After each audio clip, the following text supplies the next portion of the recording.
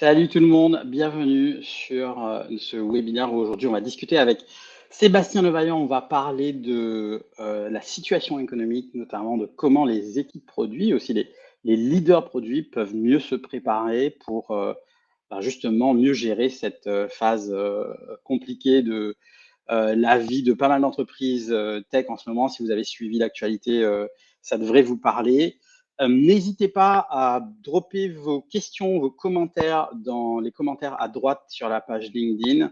Je les prendrai au fil de l'eau. Si vous avez d'autres questions, on pourra aussi les prendre à la fin du webinaire. Mais en tout cas, n'hésitez pas à utiliser la fonctionnalité commentaire pour prendre part à la discussion. Et puis nous, ça nous permettra à un moment de faire une pause et puis de prendre vos questions pendant le webinaire. Alors, j'invite tout de suite Sébastien à me rejoindre. Salut Seb, comment ça va? Salut Axel, ça va bien et toi? Ça va bien. Écoute, il fait froid dehors, pas que d'un point de vue de climat météorologique, mais aussi d'un point de vue économique. Euh, comment t'appréhendes un peu cette période? Qu'est-ce que tu as à dire déjà sur ce contexte et quelles sont un peu les choses que tu as vues sur le sujet? En fait, c'est quand même en tâche de fond depuis, enfin en tout cas à mon niveau depuis, ouais, depuis 1 an. Ça a mis un peu de temps, je trouve à effectivement arriver, à se factualiser, se caractériser, sur la scène, alors j'allais dire européenne, mais française. Mais pour les amateurs de podcast, il y a ton podcast qui est très bien, mais il y en a un autre qui est très bien aussi que j'écoute depuis pas mal de temps, c'est All In, de Jason Calacanis. C'est enfin, octobre, novembre 2021, ça parlait déjà de ça, alors qu'on était en France. Alors, il y a eu une 29e licorne là, qui est United, qui est arrivée dernièrement, mais fin d'année 2021, on était quand même sur la dernière fenêtre de tir des valorisations énormes, alors qu'en même temps, on voyait cette petite musique apparaître. Donc, ça a commencé à se caractériser un peu plus au printemps quand même. Je me souviens de Robin Hood qui avait fait un alors Riff, les licenciements de Ouais, il 9%. y avait un down round d'ailleurs. Ouais, ouais. Donc là, c'est arrivé. Enfin, ça c'est quand même présent depuis pas mal de mois. Et alors là, là, c'est pas encore trop présent dans les médias, mais dans la coulisse, sur toutes les boîtes européennes, je pense que tous les boards de fin d'année ont été assez euh, enfin rock'n'roll, pas rock'n'roll, mais en tout cas ont reflété cette tension générale. Et je pense enfin, je pense qu'on est vraiment en train de changer d'air. On sort de 10 années d'abondance, sans vouloir citer notre président, mais on sort vraiment de 10 années d'abondance dans la tech. Et ceux qui étaient présents avant étaient assez éberlués de ce qui se passait. On va revenir à une situation un petit peu plus normale où des discussions, des mots-clés comme EBITDA, comme croissance profitable, Le vont, business, quoi, le PNL, tout ça, quoi. voilà, vont réapparaître. Ok, non, mais c'est effectivement, on en parle avec pas mal de product leaders de la French Tech, mais aussi d'autres personnes en Europe. Il y a une vraie question de comment les entreprises de la tech vont pouvoir s'organiser, se réorganiser pour pouvoir mieux adresser ce contexte économique. On a vu qu'il y avait cette fameuse note de Y Combinator qui expliquait à toutes les entreprises qui faisaient partie de leur portefeuille, mais aussi de manière générale à tous les entrepreneurs, que en gros, ben, l'heure n'est plus forcément à la croissance à tout prix, notamment par rapport à la disponibilité et au prix du capital. Donc, lever de l'argent aujourd'hui ne coûte pas entre guillemets la même chose que ça l'était les 2 dernières années, et qui en gros dit bon ben là en fait il y a un vrai shift de paradigme, il faut vraiment se focaliser sur la profitabilité et vraiment éviter les gaspillages. Hmm. Bah, on est complètement au cœur du sujet. Et je pense que on va se retrouver avec au moins deux types de startups scale-up. Celles qui ont un peu de slack, un peu de temps pour pouvoir opérer ce changement, et celles qui n'en ont pas ou moins. C'est globalement le cash runway, quoi. Est-ce que tu as un peu de cash en banque pour être capable d'opérer le changement? Parce que c'est pas un changement qui est simple, évidemment. Et là, c'est au cœur de toutes nos discussions du moment. Je parlerai pas pour l'ensemble des boîtes de la tech, mais honnêtement, j'ai pas eu trop le temps de faire le tour, hein, mais je sais que nous, c'est au cœur de nos discussions chez Payfit. Et effectivement, la question, le rapport entre croissance, profitabilité, scalabilité du modèle opératoire, euh, voilà, n'a jamais été aussi prégnante qu'elle l'est depuis quelques semaines. Et en Et vrai, quand je ouais, prends l'exemple de Payfit sans trop m'attarder sur notre cas, mais bon, c'est quand même intéressant. On a fait une série E fin d'année 2021 dans des conditions qui étaient extrêmement favorables. Et je pense qu'on a eu un bon sens du timing, hein, ouais.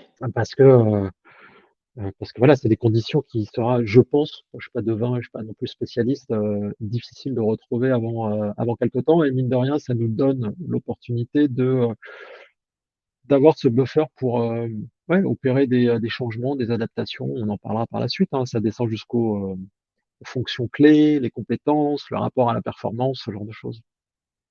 Et effectivement, de ce que j'ai lu et puis de ce que je vois aussi des entreprises, notamment européennes, c'est que les stakeholders, donc les parties prenantes dans l'entreprise, aujourd'hui, ont un vrai focus sur le ROI. Donc, pour chaque dollar ou chaque euro que j'ai dépensé, ben, qu'est-ce que je vais avoir par rapport à ça? Là où peut-être avant, il y avait plus de latitude ou peut-être moins de, ils étaient moins regardants, on va dire, Mm. sur ces éléments-là. Ce que je vois aussi, c'est que dans les organisations produits, il y a un vrai focus sur le fait de se dire, ben, à ressources ISO ou alors avec moins de ressources, comment je fais pour avoir plus d'impact? Ça veut dire quoi? Ça veut dire que ben, l'équipe produit, elle doit délivrer. Donc, elle doit délivrer non seulement dans le sens délivrer de la valeur pour les utilisateurs, mais elle doit aussi faire avancer le business. Donc, on parle souvent de business outcome, de business metrics. Et je vois qu'il y a chez certains product leaders ben, une forme de refocus pour se dire, ben, en fait, par exemple, si on est en business SaaS, aujourd'hui, ben, notre North Star metric, c'est Net Revenue Retention. Ben, comment on bosse sur Net Revenue Retention? C'est quoi les dimensions de ce truc-là? Et comment on donne à l'équipe produit les moyens nécessaires pour qu'eux aussi se rapprochent de cette partie très financière finalement du business. Comment toi tu vois ça et quelles sont un peu les choses que les product leaders peuvent commencer à mettre en place pour adapter leurs organisations à ce changement de marché? Alors, nous, il y a bon, enfin, déjà, la première chose à faire, si ce n'est pas fait, déjà, mais je pense que c'était un truc à faire déjà depuis la rentrée, c'est tu vois, tu dois t'assurer que tes players ne soient pas pris par surprise par rapport à ce contexte. Le travail de base d'un PM, c'est quand même de lire le contexte, d'anticiper ce qui arrive, même si c'est grossièrement. Et tu peux pas être surpris. Enfin, si en tant que product leader, tu es surpris de ce qui arrive et que du jour au lendemain, parce qu'il y a eu un board, on te dit, bah tiens, en fait, ton ARR par payfitter, il n'est pas suffisamment élevé, ou peu importe ta scale-up, hein, quoi. Ou alors que, bah, en fait, on va ralentir la croissance, ou on cherche moins d'hypercroissance, mais faire beaucoup plus attention à notre niveau de profitabilité. Si tu es surpris par ça, il y a un petit, ouais, enfin bon, il est bien temps de sortir ta tête Ouais. du guidon, parce que le problème, c'est que le temps d'adaptation que tu vas avoir, il n'est pas énorme. Et donc, du coup, il est extrêmement important que ton équipe, elle soit prête. Je vais pas prendre des métaphores guerrières, voilà, mais qu'elle soit prête quand même à partir au combat. Et ce travail de contextualisation, d'anticipation, il est clé, parce qu'il faut que le moment où ça arrive, et il y a un moment où ça arrive, où tu changes d'air, E accent grave RE, et tu changes d'air à IRE, peut-être de surface en termes d'opération, et on va te dire, il faut que tu fasses beaucoup plus avec beaucoup moins. En gros, peu importe les chiffres, peu importe c'est ça qui va se passer. Bah, ceux qui auront été pris par surprise, c'est quand même hypercute. Ça, tu parles, ouais. Bah, ça risque de faire mal. Or, le problème que tu as en tant que leader produit, c'est que c'est le moment où tu as besoin euh, que sur ce sujet-là, qui sont les fondamentaux de la disponibilité de ton équipe pour c'est pas se mettre au travail, l'équipe était déjà au travail, mais il va falloir faire des arbitrages beaucoup plus serrés. Il va falloir calibrer son effort remettre en cause ses ambitions de façon extrêmement rapide et brutale. Si tu es PM en particulier, mais designer aussi, dev également, sont pris par surprise, bon, en fait, c'est du temps que tu perds.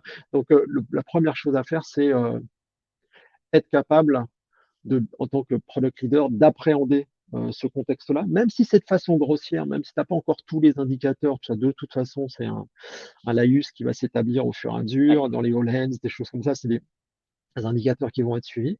Donc, te préparer en tant que product leader, mais préparer ton équipe aussi. Euh, et puis ensuite, tu rentres dans des sujets effectivement opérationnellement un petit peu plus précis.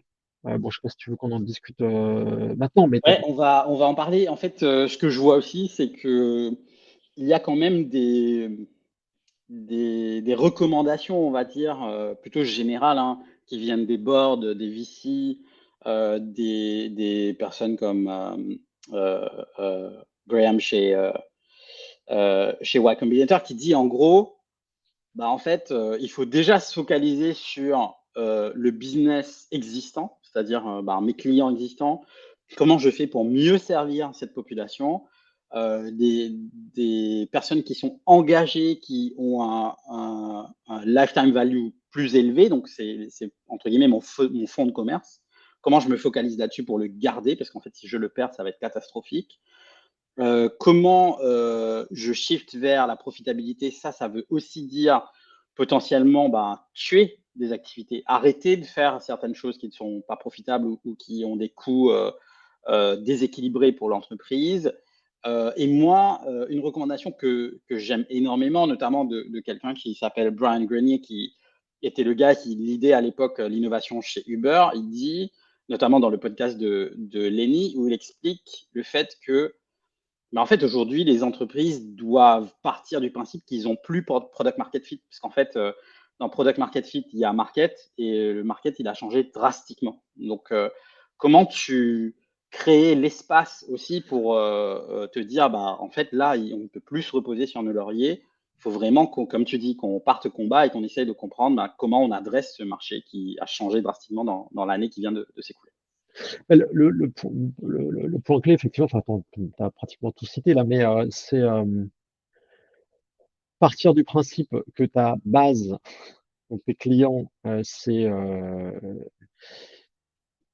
doit être présent. Mais encore une fois, c'est de cette base-là que va naître ou renaître ou mieux se positionner ton produit et ton offre. Donc, il y a je sais pas si recentrage c'est le bon terme, mais effectivement, quand on te demande de servir un hypercroissance, c'est 80% de croissance year-on-year.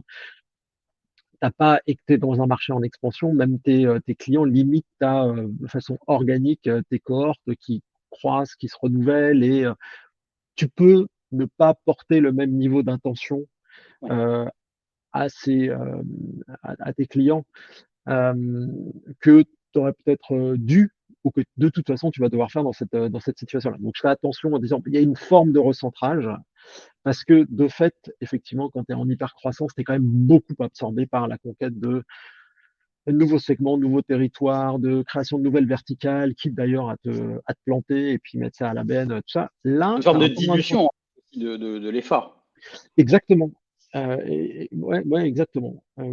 Or là, tu as beaucoup moins droit à l'erreur. Tu dois beaucoup plus faire attention à tes clients, qui d'ailleurs vont sûrement, ils subissent aussi la récession économique, vont être moins euh, ou plus susceptibles de te faire faux bon, quoi. Donc, le point, c'est effectivement bien se recentrer sur ses clients, mais globalement réussir à mieux apprécier ton marché. Ouais. Et le point ultra clé que tu laisses un peu de côté quand tu es en hypercroissance, je trouve, c'est ta segmentation. Enfin, c'est quoi ta cible clé? Mais c'est pas c'est quoi simplement sur une slide ou quoi que ce soit, c'est vraiment la connaître intimement. Un Et milliard, ouais. ça c'est un vrai, je trouve qu'il y a un vrai effort à faire parce qu'au bout d'un moment, quand tu es en phase de conquête, tu te dis sky is the limit. Voilà, tu peux mettre des limites. Nous, on en a chez Payfit, mais elles peuvent être assez grossières. Là, non, tu rentres dans une phase où ta cible va être extrêmement importante. La connaissance fine de ta cible va être précise, doit être précise parce que les ressources que tu vas mettre à disposition pour pouvoir mieux l'adresser sont de toute façon limitées. Donc, Ouais. c'est pas que tu n'as pas le droit à l'erreur, mais tu as quand même, soyons honnêtes, un peu moins droit à l'erreur ou tu as droit à l'apprentissage beaucoup plus rapide. Parce que si tu Ouais. fails, il va falloir que tu apprennes vite parce que ton amortisseur est moins important. Donc, je trouve que la segmentation, l'attention portée à la compréhension beaucoup plus fine de ton marché et qui fait écho à une connaissance une attention très fine aussi portée à tes clients, sur lequel il doit y avoir un recentrage plus important. Ça, c'est le premier impact nécessaire, majeur, qui va se poser aux équipes produits, me semble-t-il. Ouais, très clair. Merci pour ça. Je prends une question de Michael et puis on va rentrer un peu dans peut-être la partie un peu plus concrète, plus opérationnelle pour les product leaders et les équipes produits. Tu vas pouvoir nous donner ton point de vue là-dessus. Michael qui nous dit, le fait de devoir faire des choix plus drastiques, des arbitrages plus serrés, reflète-t-il une difficulté des scale-up à continuer à être efficace, lean en grossissant? Alors, enfin, je sais pas si ça reflète. En tout cas, de toute façon, dès que tu grossis, enfin, honnêtement, euh, c'est compliqué de rester lean, c'est compliqué d'être aussi efficace, que tu sois scale-up ou pas scale-up. Mais il se trouve que la problématique quand tu es une scale-up, c'est que tu as la problématique de devenir gros à un moment et de faire face Ouais, à un volume, je sais pas, d'informations, de personnes, de projets, de coordination. Mais en plus, tu le fais extrêmement rapidement. Donc, tu n'as même pas le temps de mûrir tout d'absorber le ça. changement, ouais. Euh, donc je pense que c'est ça l'essentiel. Et puis l'autre point qui se rajoute là, c'est pour les scale-up, c'est de dire, enfin moi je vais les collaborateurs que j'ai, ou il y en a beaucoup qui sont arrivés sur le marché il y a évidemment moins de 10 ans. En France, pardon, c'est en gros l'hypercroissance, ça c'est quand même présent depuis plutôt 5 ans. Il y en a beaucoup qui sont arrivés sur le marché, ils n'ont connu que ça. Donc là, tu parles avec des vieux de la vieille, ils vont te dire, bah, finalement, back to business, back to basics, c'est ce que j'ai connu, donc c'est assez normal. Mais là, en fait, tu as affaire aussi en partie à une population qui a été, entre guillemets, biberonnée à des conditions qui étaient extraordinaires au regard de ce qui s'est passé au cours des 25 dernières années, quoi. Donc c'est dans ce sens-là qu'il y a une petite spécificité scale-up et d'adaptation des pratiques. Voilà. Ok. Et on va parler un petit peu de manière plus précise de ce que peuvent faire les head of product, les VP, les CPO, aussi les équipes produits. Euh, Juste un petit message pour les personnes qui sont avec nous sur le live. N'hésitez pas à déposer vos questions dans les commentaires à droite sur LinkedIn et je les prendrai au fur et à mesure de la conversation. Donc en gros, comme on disait, Seb, le contexte a changé. Il va falloir être beaucoup plus proche de son marché, beaucoup plus proche des indicateurs business, beaucoup plus proche de l'impact et du ROI que les équipes peuvent avoir. Concrètement, quel type de changement toi, par exemple, tu mettrais en place dans une organisation ou quelle est un peu la recette pour mieux survivre, entre guillemets, cette phase, cette crise économique, quoi?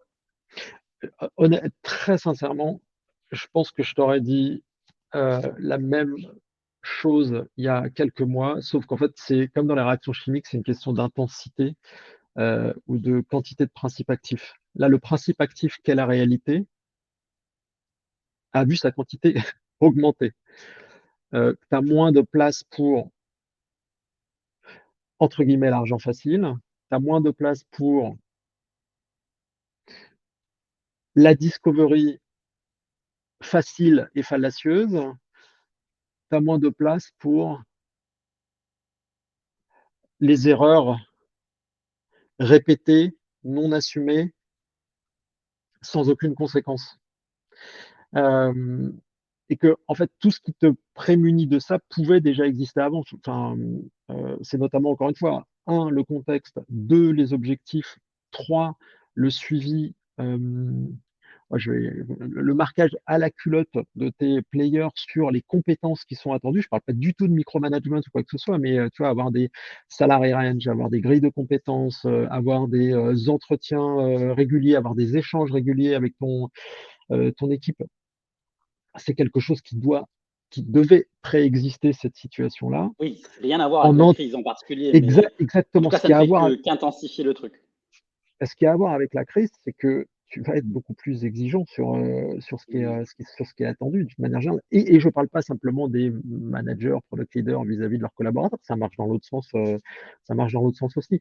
Euh, je pense qu'il peut y avoir une forme de confort qui s'installe dans la qualité des échanges, et notamment des feedbacks, que ce soit des retours d'expérience, que ce soit de l'appréciation des peer reviews, ces moments qui existent, je pense, dans pas mal, enfin, j'espère, dans pas mal de boîtes. Tu peux avoir une forme de complaisance qui est présente quand tout va bien, à cette ère de l'argent facile et de la croissance, de l'hypercroissance vertueuse.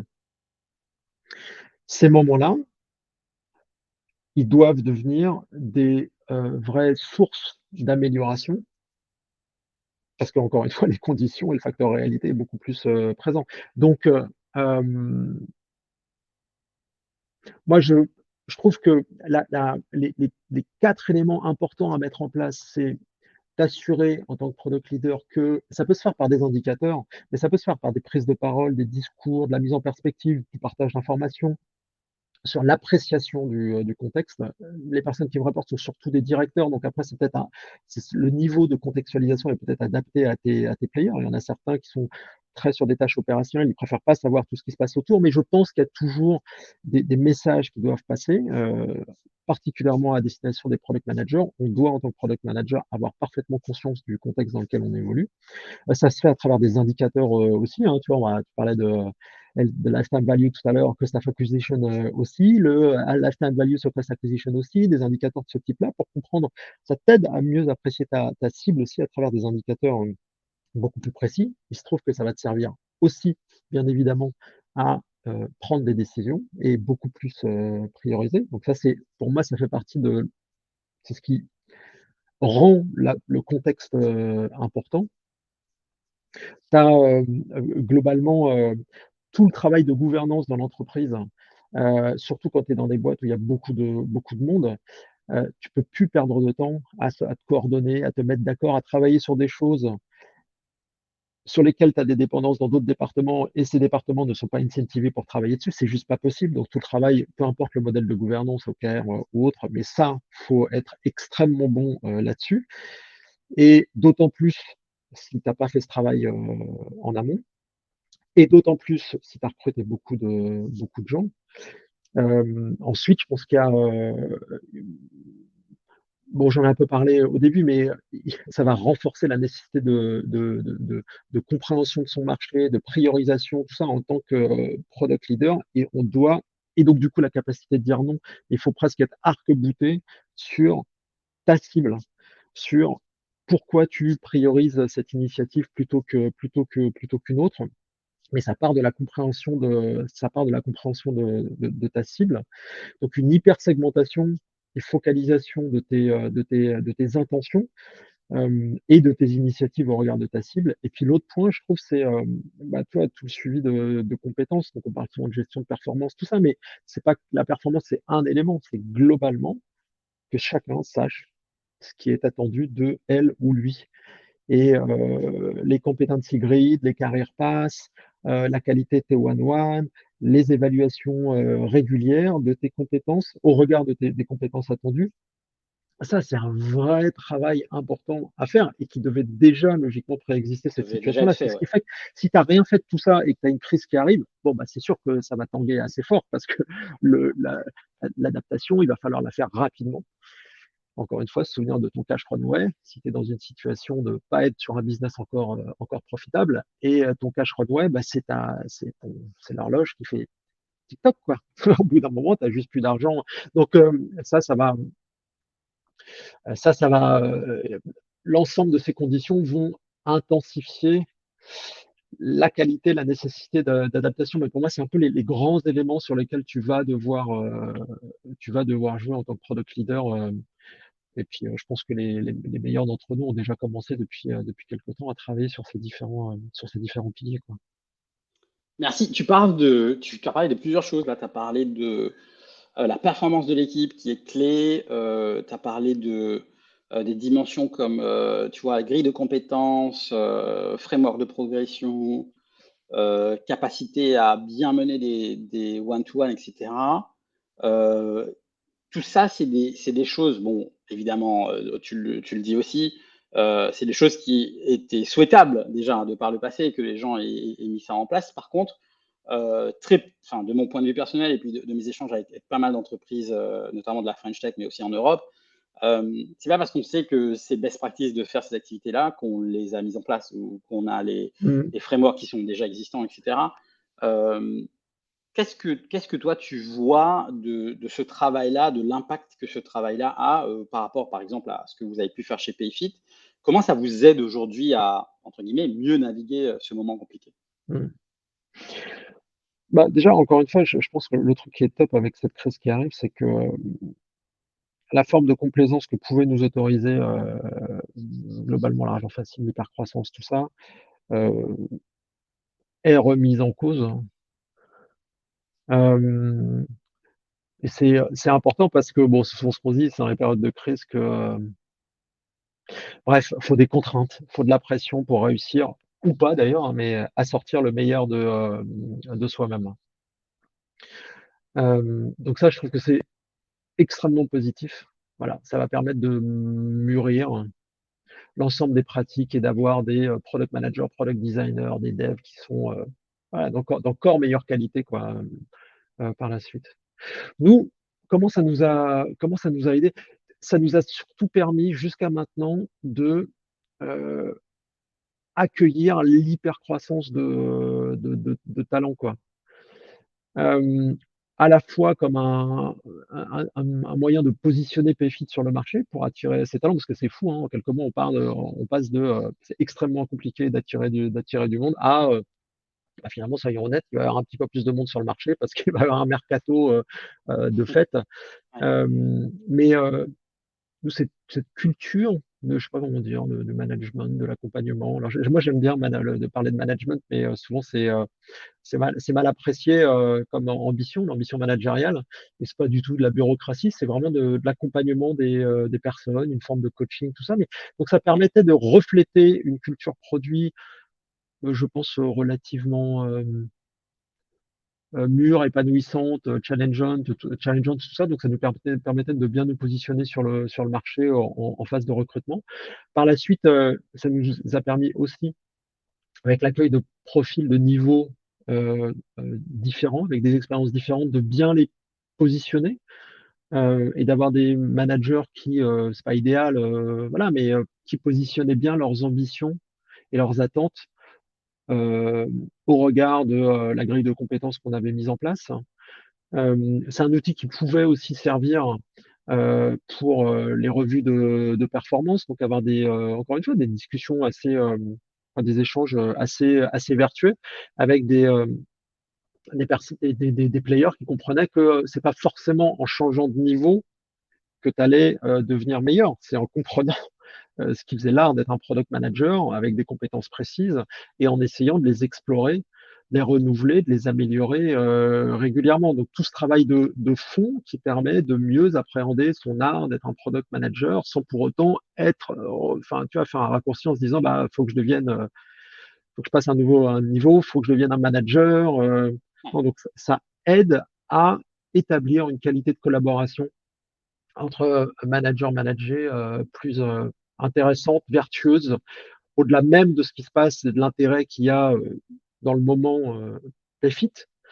Et puis le dernier point, c'est que bah, là, tu vois, on va être amené à faire des exercices aussi, de se dire au regard de la crise, en tant que PM, en tant que product designer, en tant qu'ingé aussi, on a un rôle immense à jouer quand on travaille dans une boîte tech. Tu as les customer success qui vont être extrêmement importants aussi.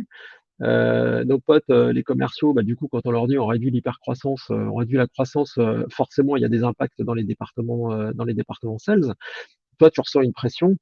On te dit, bah voilà, pour rester opérationnel, pour continuer à servir nos clients, servir notre ambition, tout ça. Il y a une pression, une responsabilité supplémentaire sur les épaules des product managers, designers, développeurs, des customer success. Et ben ouais, faut up the game, faut être à la hauteur des responsabilités enfin, qu'on avait déjà, mais qui deviennent encore plus critiques. Et là, il est d'autant plus important de ne pas faire n'importe quoi. Donc, si tu passes en mode panique, et en tant que leader, la seule chose que tu peux dire, c'est que le contexte se dégrade, que on a notre cash runway qui est impacté, que notre modèle, enfin, et puis tu dis que ça Ouais, va ouais, pas aller bien loin. Ça ouais. va pas aller bien loin. Il faut rentrer dans le détail et on a besoin d'être entouré. Nous, on a accueilli un nouveau CTO, Sylvain, là, qui vient de, on est trop content de.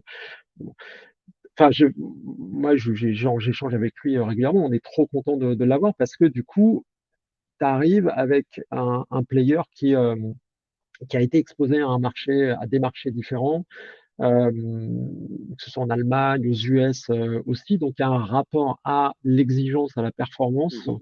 qui est beaucoup plus Ouais. fin et c'est toujours important de ne pas verser dans le toxique dans ces moments-là. Ouais.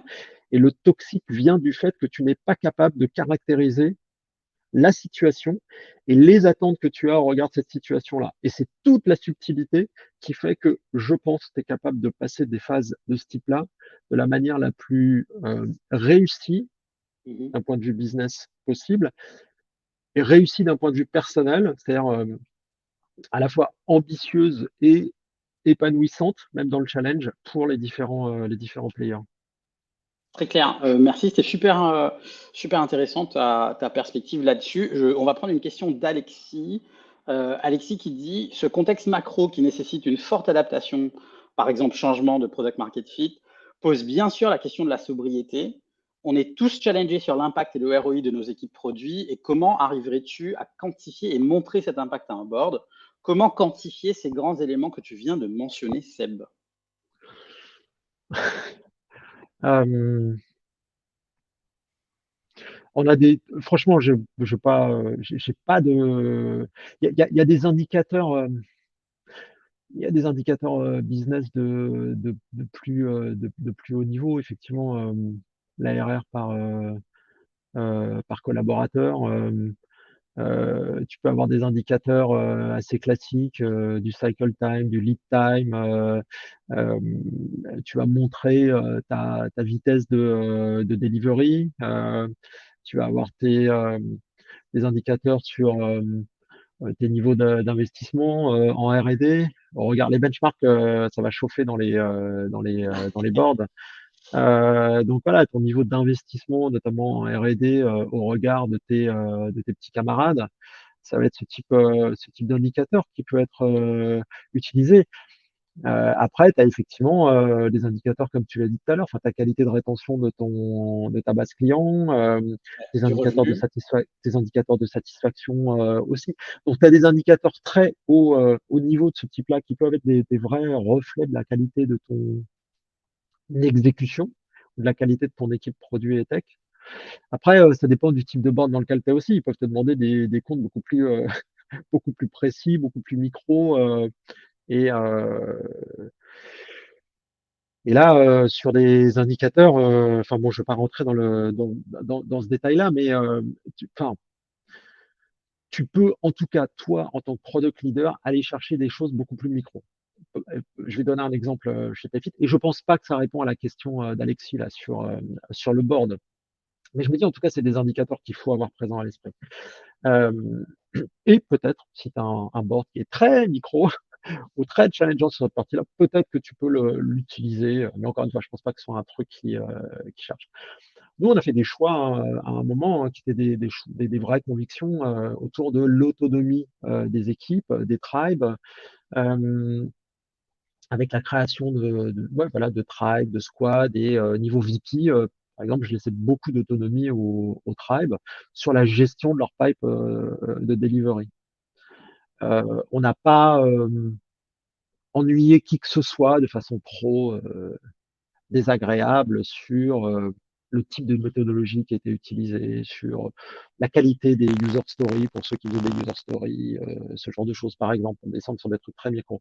Là, on passe dans une zone depuis quelques mois où on a remis à jour le competency grid pour indiquer des exigences sur la qualité des specs, bien évidemment, et le type de spec aussi.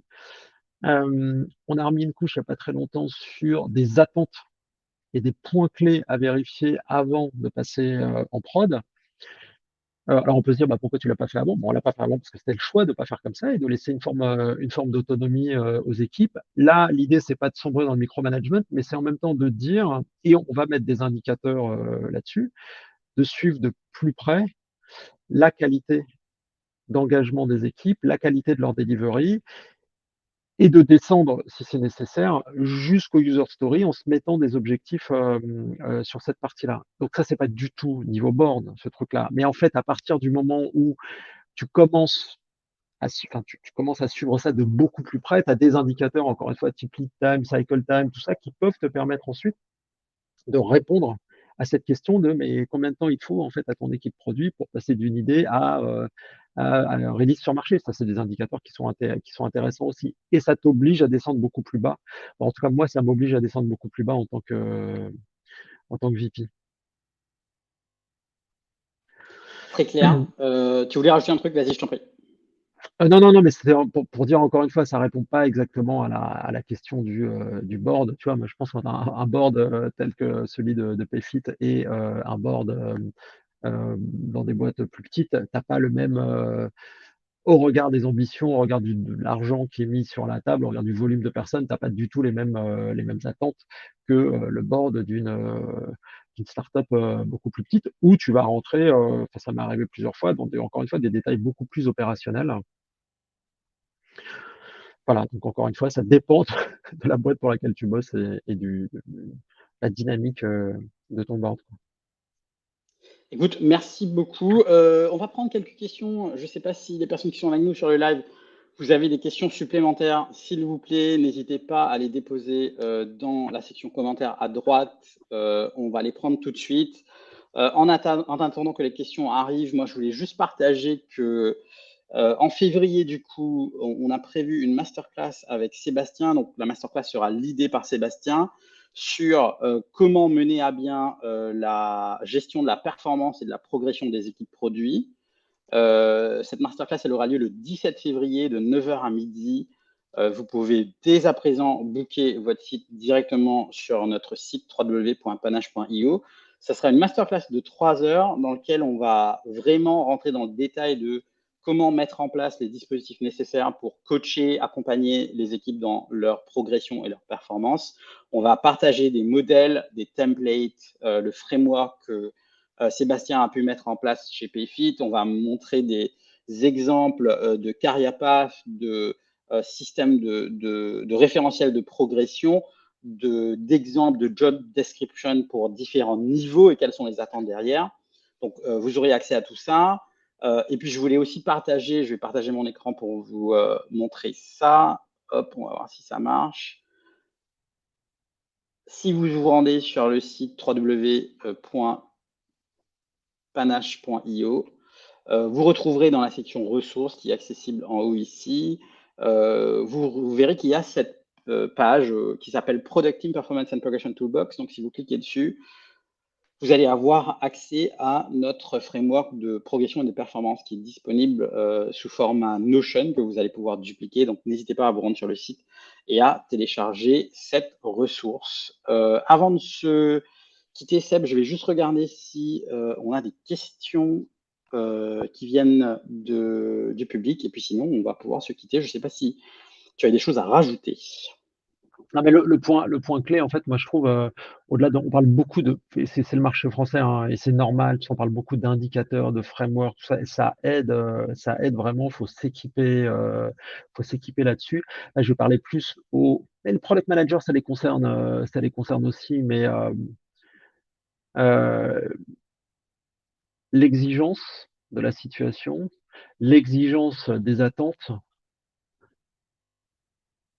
ne doivent absolument pas empêcher hem, la qualité de compréhension, d'écoute, d'empathie, d'accompagnement, à l'égard des collaborateurs. Il y a des périodes, faut pas se mentir, des périodes qui vont être difficiles. En tant que responsable d'une équipe, en tant que leader, heu, produit, hem, il est important d'avoir une approche la plus complète possible sur ce sujet-là. Enfin, c'est extrêmement facile, comme il est extrêmement facile d'être complaisant dans une situation où l'argent était facile et de ne pas être, à l'os en termes d'intention, en termes de qualité d'exécution. Il peut être extrêmement, facile dans des situations plus tendues d'être, caricatural,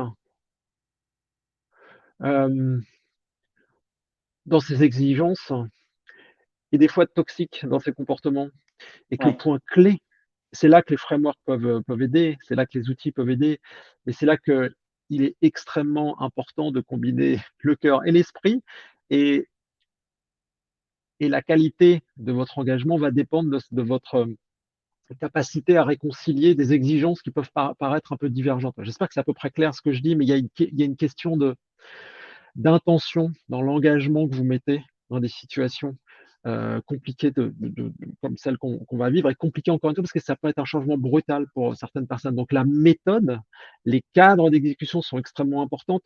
Le travail sur vous en tant que leader pour, bien comprendre votre posture. Votre posture, principalement, en fait, ça revient à ça, va être ouais. importante parce que les mots que vous allez prononcer, les exigences que vous allez avoir vont transcender cette situation-là et vont dépasser le moment que vous allez vivre avec vos players. C'est-à-dire que ce que vous allez dire, ce que vous allez faire va les accompagner pendant longtemps. Or, ça doit être des situations d'apprentissage, pour chacun et surtout de monter en puissance et alors en performance encore une fois, de monter en compétences, aussi. Donc, Mmh. voilà, il y a un vrai travail sur soi à faire dans ces moments-là. Ne le sous-estimez pas, c'est pas simplement un exercice technique. Super, merci, pour ce partage. Donc encore une fois, n'oubliez pas, Seb qui va animer la masterclass, avec nous le 17 février. Si vous allez sur le site Panache, vous retrouverez, la page dédiée à cette masterclass ici, donc le 17 février de 9 heures à midi.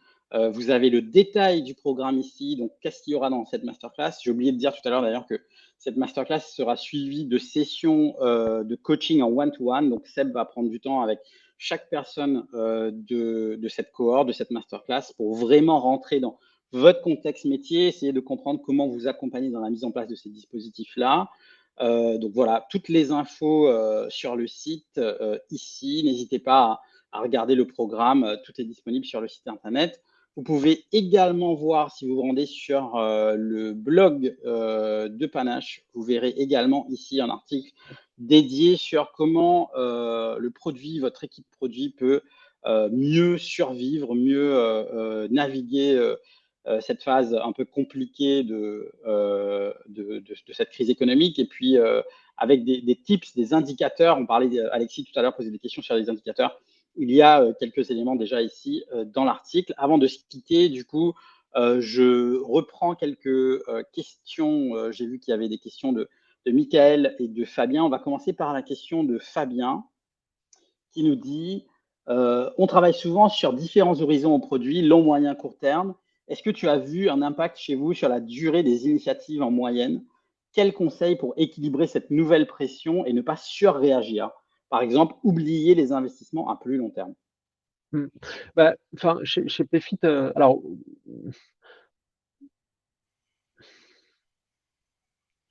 non, je réfléchis à ce que je peux dire. C'est Hem, bien, c'est bien. non, alors, ouais, ouais. Donc effectivement, on travaille, Fabien, sur différents horizons, au produit.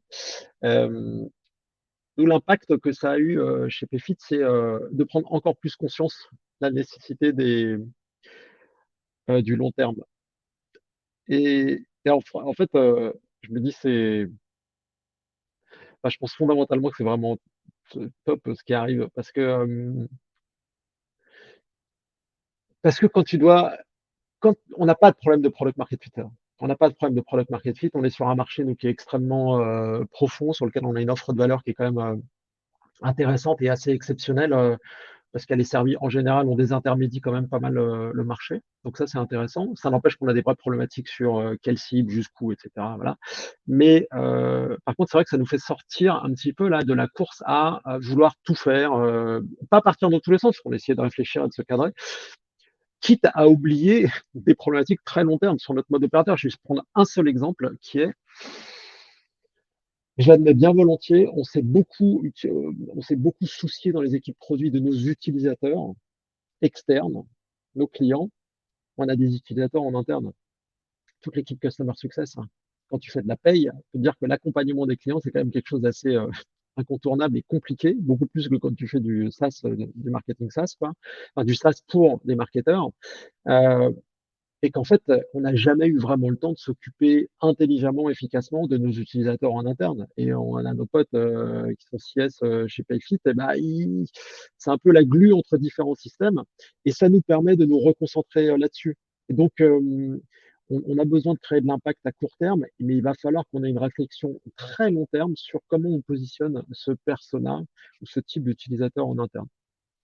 Donc oui, on a ce type d'arbitrage et de discussion. J'étais un peu long dans la réponse, pardon. Non, pas de souci. Dernière question et ensuite on va clore ce webinaire. Merci à tout le monde d'avoir été là. Question de Michael. Selon toi, ce contexte est-il là pour durer?